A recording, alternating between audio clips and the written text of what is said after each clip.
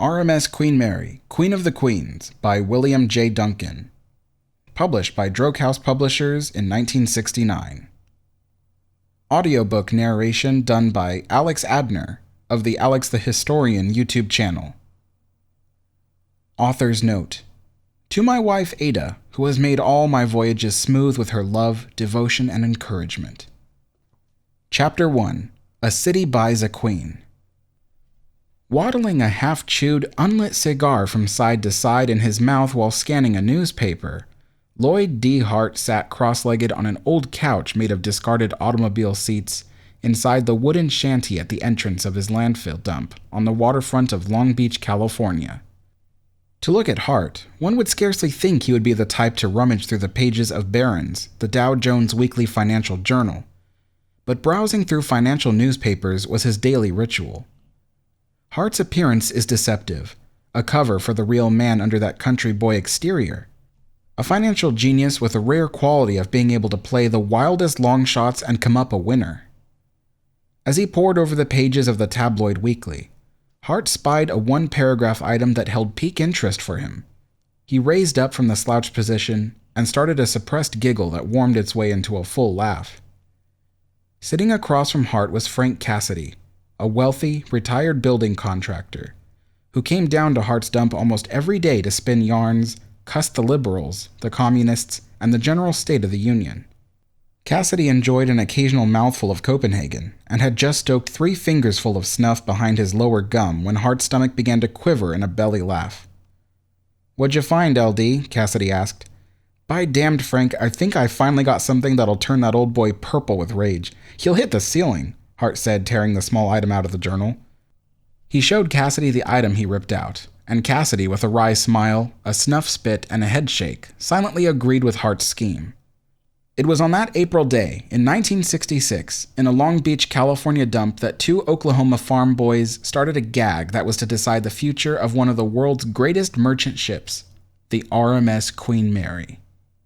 By chance, Hart saw the brief newspaper item that Cunard Steamship Company planned to sell the Queen Mary for scrap.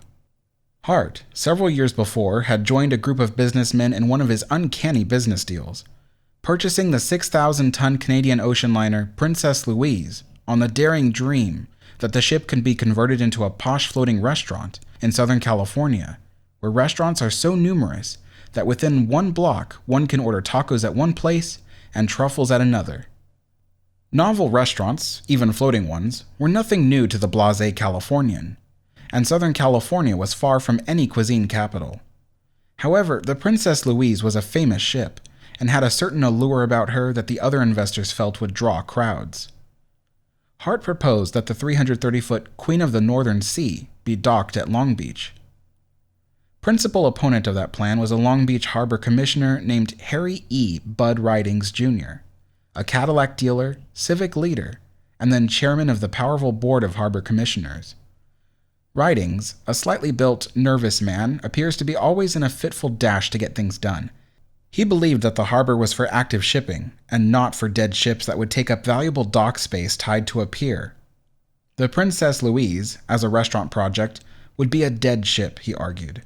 The idea of tying her to a Long Beach pier was rejected, and the promoters went to neighboring Los Angeles Harbor at San Pedro and tethered her to a dock just a bridge away from Long Beach. Like most everything Hart touches, the Princess Louise became an instant success. Hart never let Ridings forget that he'd made a mistake in judgment about old ships and new ideas. The Cunard decision to sell the Queen Mary, Hart thought, would give Ridings an opportunity to make up for his mistake. After all, he whimsically plotted, the 81,237-ton, 1,019-foot luxury liner was the second largest ship in the world, and her 12 decks would be ample space for a restaurant, maybe several. Hart believed, to be successful in pulling off a practical joke, you must plan it well. He went so far as to pick up the deck plans for the Queen Mary from a travel agency to prove to Ridings the potential uses of the ship. Ridings took the ribbing in stride. He also pocketed the tiny news item. He was going to turn that gag into something real. He was going to turn Hart's sauterne and soda water into sparkling champagne. Long Beach was 75 years old. It had, over the years, been a popular resort, and at one time was described as the Riviera of the West by a Time magazine writer. In fact, the city does look much like the French Riviera. It has an 11-mile area of beachfront and is in a Mediterranean mild temperate zone. Low coastal hills form natural barriers to protect the city from the southwesterly winds that blow off the Pacific Ocean. The Riviera of the West, however, was not altogether a gleaming white strand of Pacific beach. It was seedy in spots, and seedy where it showed the most, its downtown section. What hotels hadn't been turned into cheap apartment houses were old and shabby. The waterfront area, although undergoing urban renewal, still had the look of a sailor's honky-tonk. The old storefronts along Ocean Boulevard, where trains once stopped in the 1900s to let vacationers off at the front door of the plush beachfront hotels, were now tattoo parlors, cheap bars, hamburger hangouts, and pawn shops. Architecture here bellied the fact that in 1933, an earthquake almost leveled the city. On the streets, young sailors mingled with old pensioners. The screeching, monotonous beat of rock and roll music wafted out of jukeboxes in the bars over to senior citizens' shuffleboard courts. This part of the city contained the meager homes of older citizens. In fact, Long Beach had long had the image of being an old folks' home, an image the city had tried to live down, but not too successfully. The Miss Universe contest, a beauty pageant that drew beautiful women from all over the world to Long Beach, where one was chosen the most beautiful in the world, left Long Beach in 1959 in a dispute over the pageant director. Catalina Swimsuit Company, the pageant's chief sponsor, owned the title Miss Universe, and moved it and the contest to Miami, Florida. The city feebly tried to recover its loss with a Miss International Beauty contest, a duller and somewhat smudged carbon of the Miss Universe pageant. It never caught the public's fancy, and never got the worldwide news coverage of the original contest. An attempt to bring a World's Fair to Long Beach, even to the extent of housing the fair on the landfilled Pier J, went sour too.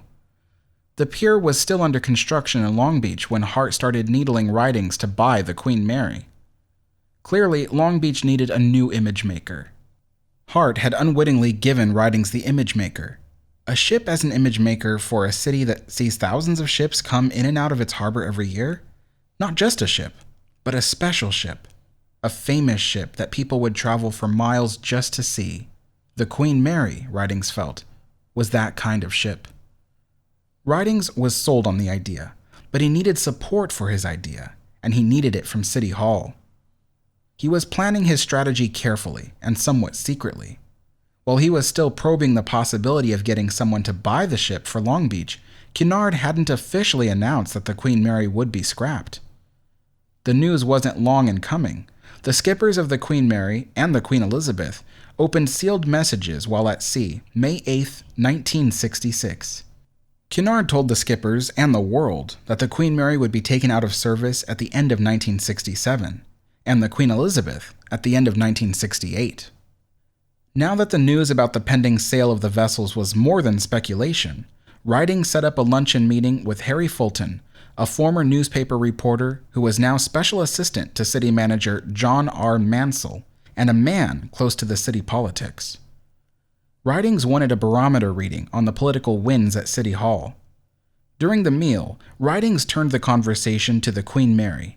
Fulton, a balding, slow-talking, methodical Irishman, listened intently. What Ridings was proposing went beyond a seagoing restaurant. Even though Hart had charted out restaurants fore and aft in the giant Cunarder cruise plan, he had them thumbtacked to the wall of his dump's shanty.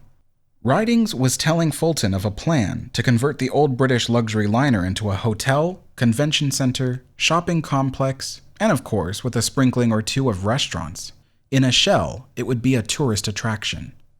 Ridings was talking factually. He had done much research on the proposal before making any overtures. Ridings had personally plowed through the morgue files of the Long Beach Independent, Press-Telegram, and the Los Angeles Times, searching for details on the last days of the 67-year-old Hotel Astor in New York City, which was to be torn down to make way for a 40-story office building.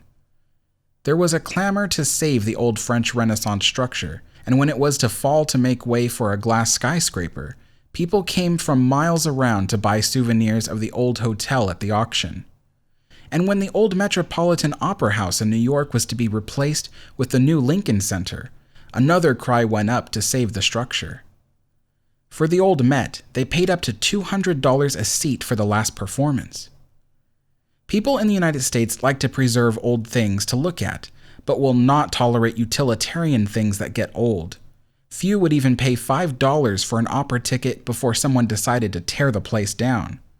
How much better, Ridings thought, to put a landmark that is old enough to be historic in a new locale where nobody has seen it before. Ridings also knew the history of the glorious old ship, and he knew that for some reason, this ship had that special mysticism that makes some ships great and others just so many tons of steel plating. Fulton listened intently. He was impressed, and said so. For Fulton, a man who seldom expresses enthusiasm about anything, that was the equivalent of a full endorsement. Perhaps his newspaperman's instinct surfaced when he was confronted with the unusual idea, and he knew that the unusual inevitably makes news. Fulton was no stranger to the Queen Mary. He was born in Belfast, Ireland, where his father worked for the Harland and Wolff shipyards. His father had helped mold the steel that went into the 46,000-ton Titanic, the White Star liner that tragically crashed into a submerged iceberg and sank on her maiden voyage in April 1912. He had heard his father talk about the Queen Mary many times. Ships and shipbuilding were part of Fulton's heritage. Ridings had found a supporter. After lunch, Ridings went to the harbor building to run the idea up the flagpole with Frank Black, a New Englander who also knew ships and ports, and most of all, good public relations. Since Black had been PR chief for the Port of Long Beach, more newspaper, magazine, radio, and TV space had been given to the Port of Long Beach than any other port in the United States. Long Beach had become the largest dry cargo port in the world, and Frank Black wasn't letting anyone forget it. He is one of the few master craftsmen in the PR trade, a field flooded with hacks and ex-newspapermen who pervert their talents for higher pay. Ridings had only to mention the magic name Queen Mary, and Black, his hazel eyes flashing, was up from his high-backed upholstered swivel chair, pacing and talking. To his trained public relations mind, this was the idea of the century. He was no stranger to the Queen Mary either. The first time I saw her, Black told Ridings, was in 1939. She was a young lady in New York, and I was a young boy going to the World's Fair. She awed me then. The second time I saw her, I was aboard a Victory ship coming home from the war. She was coming out of the late sun in the cold mid-Atlantic. I watched her steam past and vanish below the dark eastern horizon in less than 5 minutes. She awed me then. She's just that kind of ship. That kind of ship was what Harry E. Bud Ridings was looking for.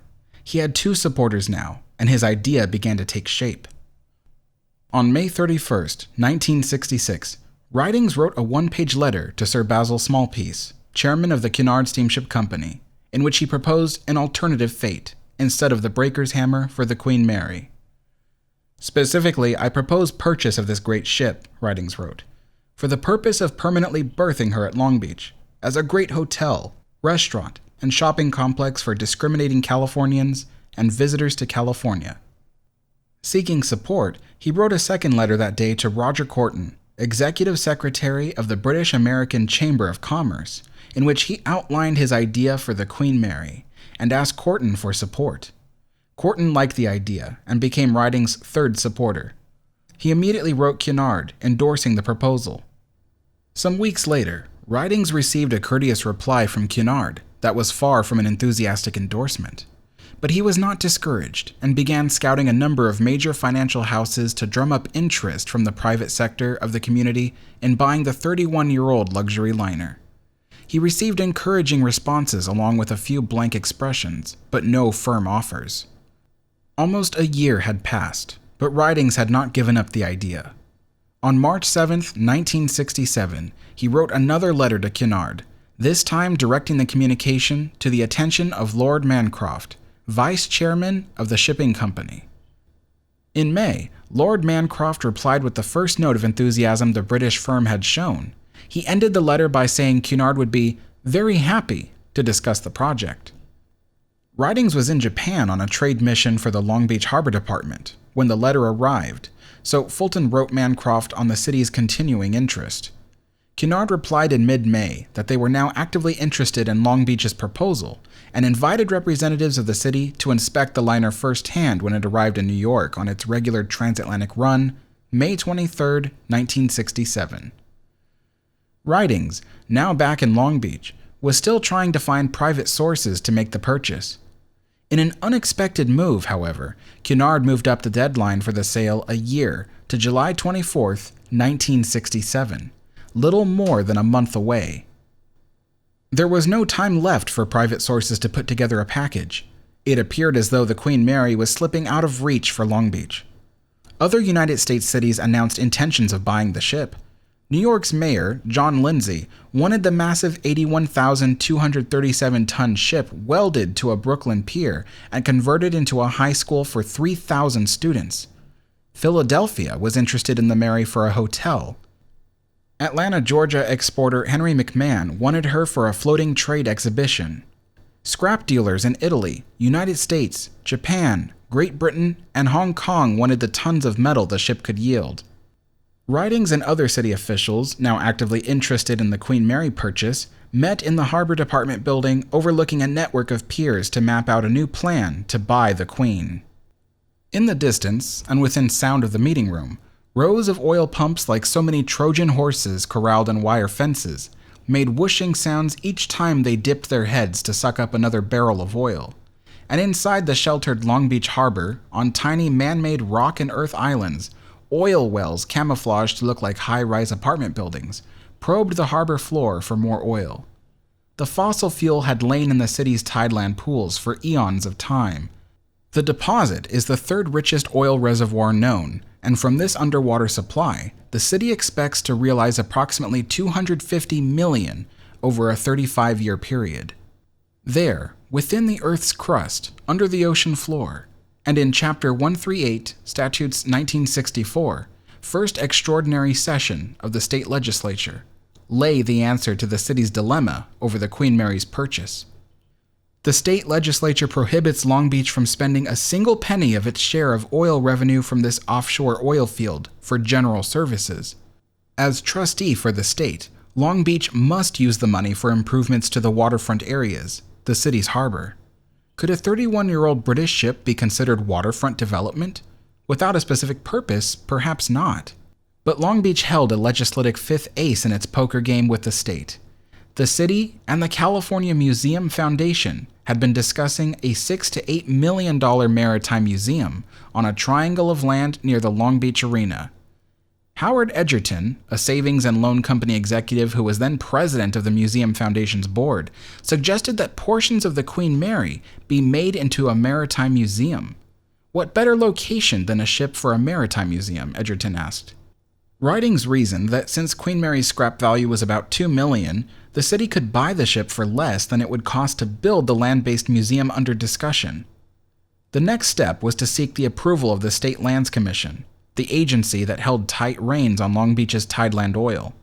The commission, based in Sacramento, responded favorably. Even Governor Ronald Reagan endorsed the proposal. In London, Cunard's announced plans to sell the Queen Mary generated considerable interest. The steamship company received 300 inquiries, at least 100 of which Sir Basil Smallpiece said expressed genuine interest.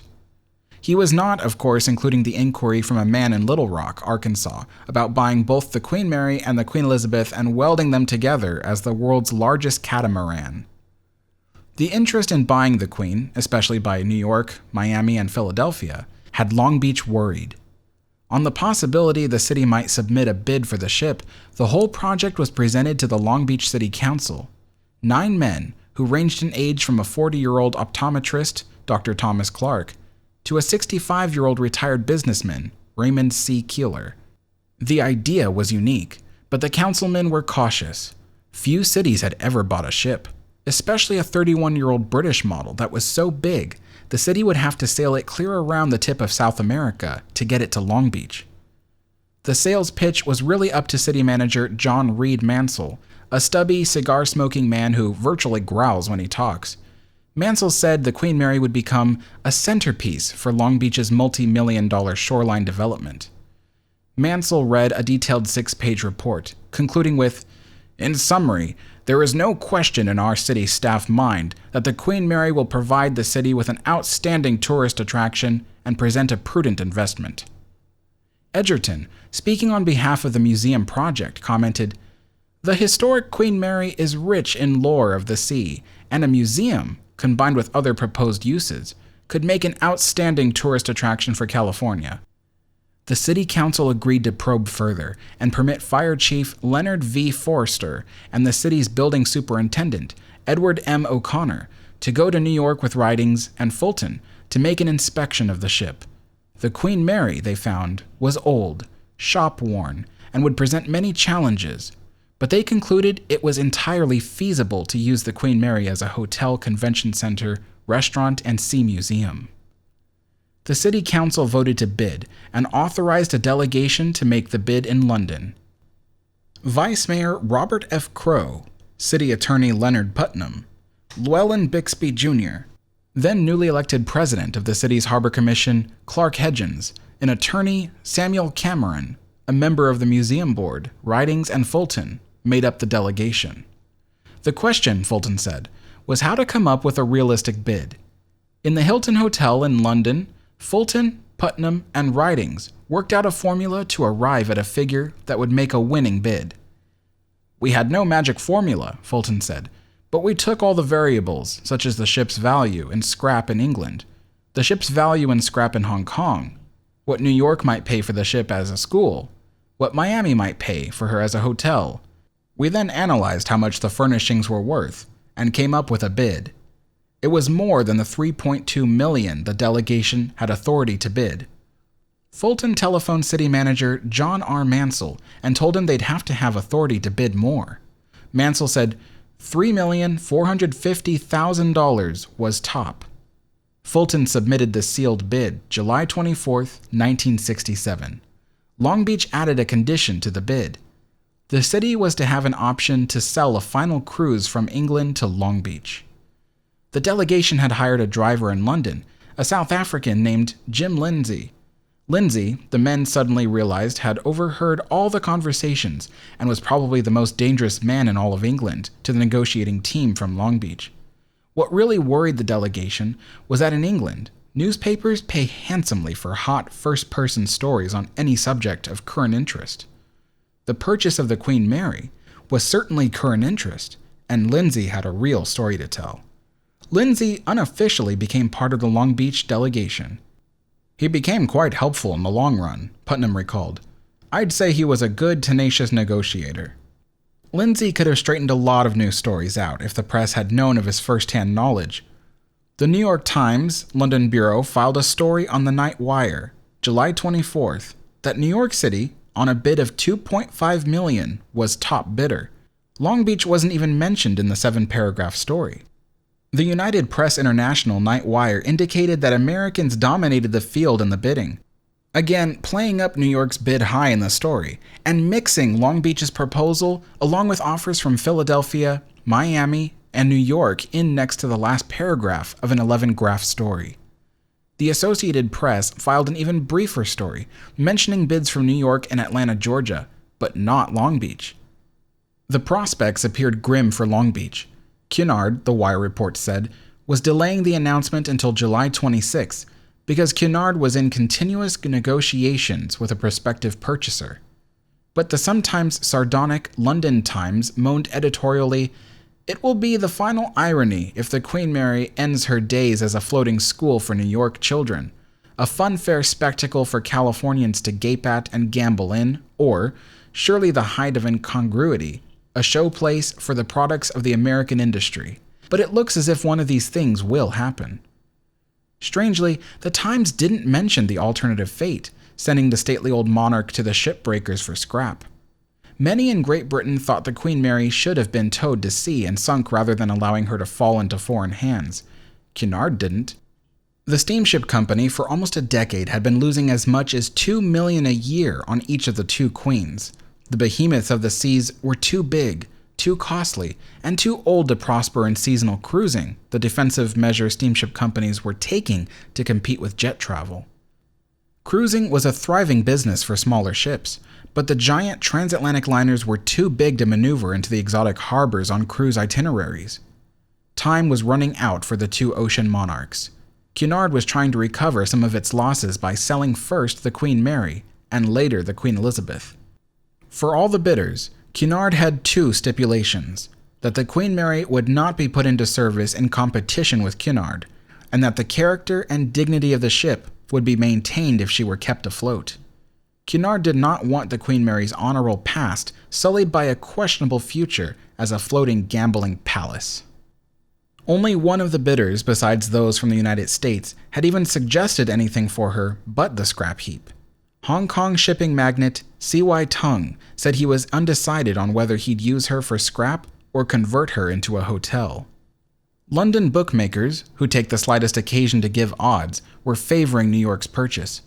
18 bids were before Cunard when 12 men and 1 woman gathered around a boardroom table July 26th to decide on the fate of their prized ship. The board members accepted Long Beach's bid of $3,450,000, but final approval rested with the City Council, which was called into an emergency session on Friday, September 26th at 4 p.m. The council voted to honor the bid price. The Queen Mary would be home in Long Beach for Christmas. The weary Long Beach delegation returned home without putting so much as a farthing down on the Queen Mary. The bidding was so close, Sir Basil Smallpiece said, but Long Beach's offer was the best of 18 bids considered by the board.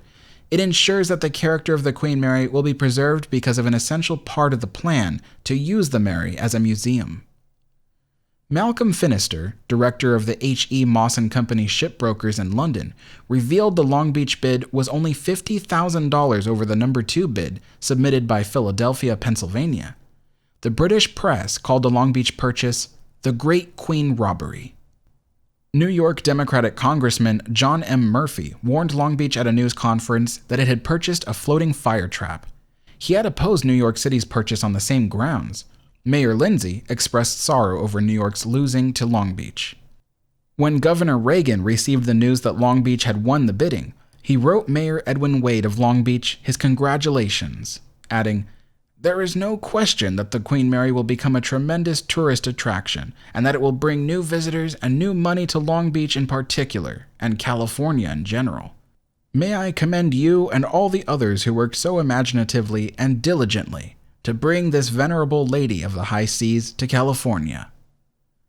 Governor Reagan's letter was just one of thousands flooding Long Beach City Hall after the news of the purchase was out. Most were congratulatory, and some were even applications for employment. Many asking for jobs came from Great Britain, like one from 69-year-old Captain Archibald Cook of Argyllshire, Scotland, who offered his services as captain on the Mary's last trip from Southampton to Long Beach. Captain Cook as master of the Queen Mary? William Bolton of Dunbartonshire, Scotland, asked for a job as a plumber aboard.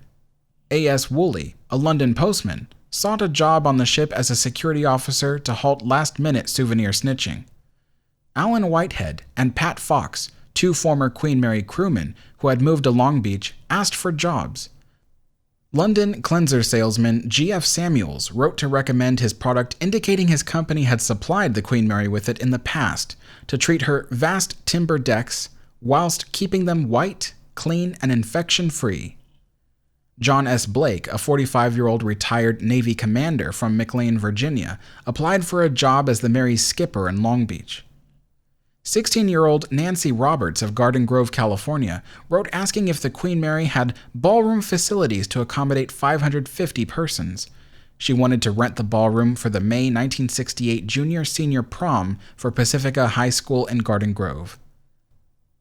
The letters from England all expressed nostalgia over the Queen Mary leaving England, but Mrs. Audrey Walker of Nottingham ended her letter with the comment, "She couldn't have gone to a nicer country."